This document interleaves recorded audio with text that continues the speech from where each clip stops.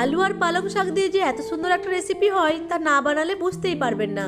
নমস্কার বন্ধুরা, আমি ঝর্ণা সিম্পল রেসিপির আরেকটা নতুন ভিডিওতে আপনাদের সবাইকে স্বাগতম জানাই। কেমন আছেন সবাই? আশা করছি ভালো আছেন। আজকে আমি পালং শাক আর আলু দিয়ে একটা নতুনত্ব রেসিপি শেয়ার করব। যেসব বাচ্চারা পালং শাক খেতে চায় না তাদেরকে পালং শাক দিয়ে এই রেসিপিটা বানিয়ে দিলে বাচ্চারা চেটে পুটে খাবে। পালং শাকের তো অনেক রেসিপি খেয়েছেন, তবে এইভাবে পালং শাক দিয়ে এই রেসিপিটা একবার বানিয়ে দেখবেন, এক থালা ভাত এই রেসিপি দিয়েই খাওয়া হয়ে যাবে। চলুন তাহলে রেসিপিটা শুরু করি।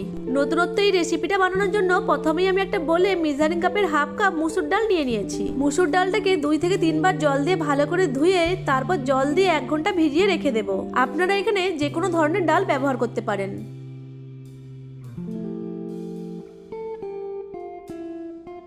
এখন এখানে আমি 1 তারি পালং শাক নিয়ে নিয়েছি। প্রথমে পালং শাকটাকে ভালো করে বেছে নেব।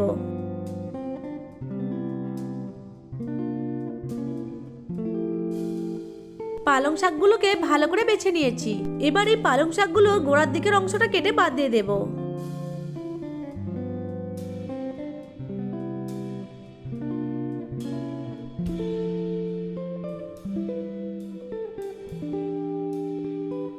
সব পালং শাকগুলোর গোড়ার দিকের অংশটা কেটে বাদ দিয়ে দিয়েছি। এবার এই পালং শাকগুলোকে জল দিয়ে ভালো করে ধুয়ে জলটাকে ঝরিয়ে নেব। পালং শাকগুলোকে জল দিয়ে ভালো করে ধুয়ে জলটাকে ঝরিয়ে নিয়েছি। এবার এই পালং শাকগুলোকে কুচি কুচি করে কেটে নেব। খুব বেশি কুচি করে কাটার দরকার নেই।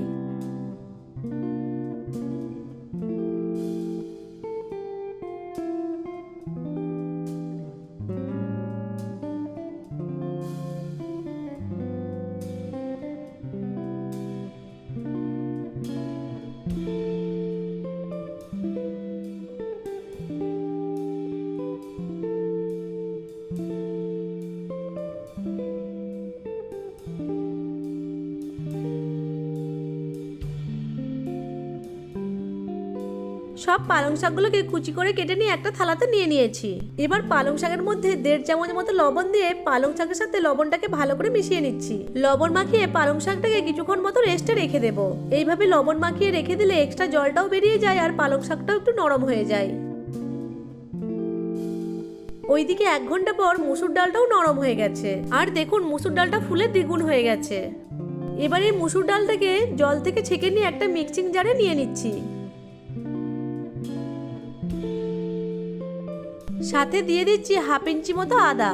এবার এই ডালটাকে গ্রাইন্ড করে একটা পেস্ট বানিয়ে নিচ্ছি। গ্রাইন্ড করার সময় মুসুর ডালের মধ্যে আমি কিন্তু কোনো জল ব্যবহার করিনি। মুসুর ডালের পেস্টটা তৈরি হয়ে গেছে। এখন এই পেস্টটাকে একটা বলে নিয়ে নিচ্ছি। এখন একটা মশলা তৈরি করে নেব। তার জন্য একটা মিক্সিং জারে একটা মিডিয়াম সাইজের টমেটো নিয়ে নিয়েছি। সাথে দিয়ে দিচ্ছি 1 ইঞ্চি মতো আদা আর দিয়ে দিচ্ছি 4টে কাঁচা লঙ্কা। এখন এগুলোকে গ্রাইন্ড করে একটা পেস্ট বানিয়ে নিচ্ছি। আমি এখানে এই রেসিপিটাকে নিরামিষ ভাবে তৈরি করব, তাই আমি এখানে মশলার সাথে কোনো পেঁয়াজ রসুন ব্যবহার করিনি। আপনারা চাইলে মশলার সাথে পেঁয়াজ রসুনও দিতে পারেন। এখন এখানে আমি একটা কাঁচা আলু নিয়েছি আর একটা বাটিতে জল নিয়েছি। এখন আলুটাকে আমি গ্রেট করে নিচ্ছি। একদম ছোট সাইজের ছিদ্রটা দিয়ে গ্রেট করব না, মিডিয়াম সাইজের যে ছিদ্রটা আছে সেটা দিয়ে আলুটাকে গ্রেট করে নেব। জলের মধ্যে আলুটাকে গ্রেট করার ফলে আলুগুলো ধোয়াও হয়ে যাবে আর আলুটা কালোও হবে না।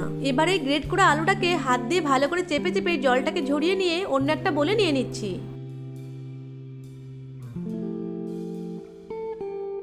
এবার যে পালং শাকটাকে লবণ মাখিয়ে রেখেছিলাম সেটাও খুব ভালো করে মথে নেব। এভাবে মথে নেওয়ার ফলে এক্সট্রা যে জলটা সেটা সম্পূর্ণ বেরিয়ে আসবে। দেখুন পালং শাক থেকে কতটা জল বেরিয়েছে। এবার এই শাকগুলোকে হাত দিয়ে খুব ভালোভাবে চেপে চেপে এক্সট্রা জলটাকে নিংড়ে নিয়ে একটা বলে নিয়ে নিচ্ছি। এবার এই পালং শাক আর গ্রেট করা আলুর মধ্যে আগের থেকে যে ডালটা পেস্ট করে রেখেছিলাম সেটা দিয়ে দেব।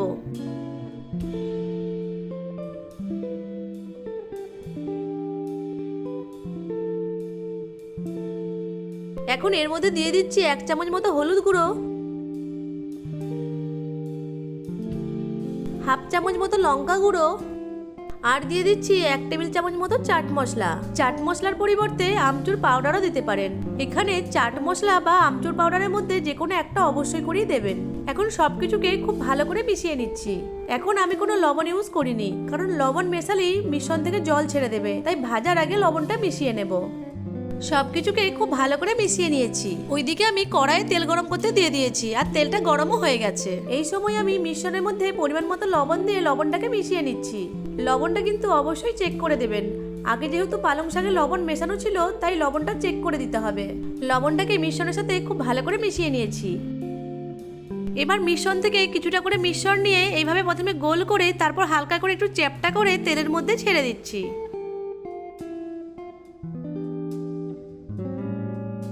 আমি এখানে সম্পূর্ণ রান্নাটাই সরষের তেলে করছি।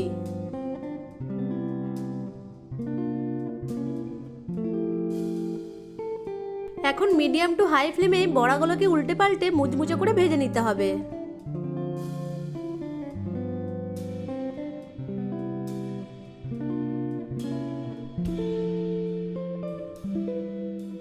বড়াগুলো দুই পাশ মুচমুচে করে ভেজে নিয়েছি।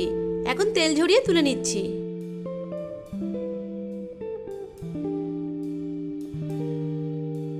একইভাবে সব বড়াগুলোকে ভেজে নেব। সব বড়াগুলোকে ভেজে নিয়েছি। এই বড়াগুলোকে শুধু খেতেও খুবই ভালো লাগে।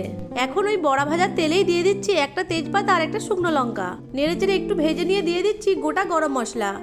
গরম মশলার মধ্যে আছে দুটো এলাচ, লবঙ্গ আর দারচিনি। গরম মশলাটাকেও নেড়েচেড়ে কয়েক সেকেন্ড সময় ধরে ভেজে নিচ্ছি। এরপর দিয়ে দিচ্ছি তৈরি করে রাখা মশলাটা। মশলাটাকে নেড়েচেড়ে ভেজে নিচ্ছি যতক্ষণ না টমেটো এবং আদার কাঁচা গন্ধটা না যায়। মশলাটাকে ভালো করে ভেজে নিয়েছি। এখন এর মধ্যে দিয়ে দেব 1 চামচ জিরে গুঁড়ো, 1 চামচ ধনে গুঁড়ো, 1 চামচ হলুদ গুঁড়ো, হাফ চামচ লঙ্কার গুঁড়ো আর দিয়ে দেব সামান্য একটু জল। সবকিছু উপকরণকে খুব ভালো করে মিশিয়ে নিচ্ছি। মিশিয়ে নেওয়ার পর মশলাটাকে নেড়েচেড়ে খুব ভালো করে কষিয়ে নিতে হবে যতক্ষণ না মশলা থেকে তেল ছেড়ে যায়। মশলাটা হালকা কষানো হয়ে এলে এর মধ্যে দিয়ে দেব পরিমাণ মতো লবণ আর ছোট চামচের 1 চামচ চিনি। লবণ আর চিনিটাকে মশলার সাথে খুব ভালো করে মিশিয়ে নিচ্ছি। মশলাটা খুব ভালো করে কষানো হয়ে গেছে আর মশলা থেকে তেলও ছেড়ে দিয়েছে।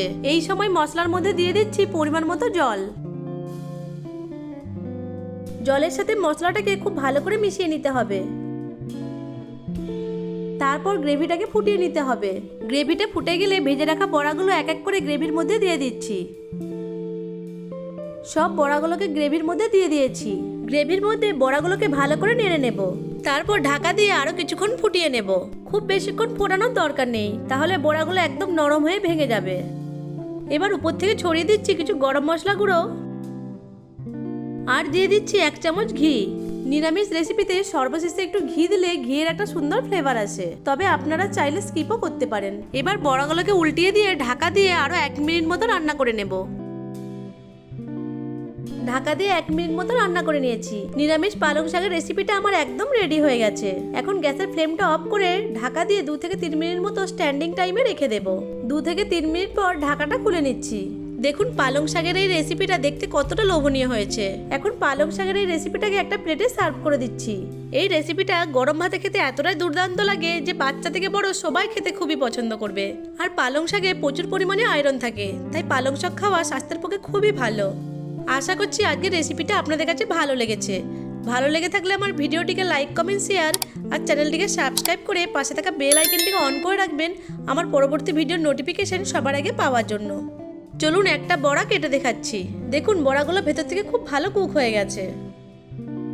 ভিডিওটা প্রথম থেকে শেষ পর্যন্ত দেখার জন্য আপনাদেরকে অসংখ্য ধন্যবাদ।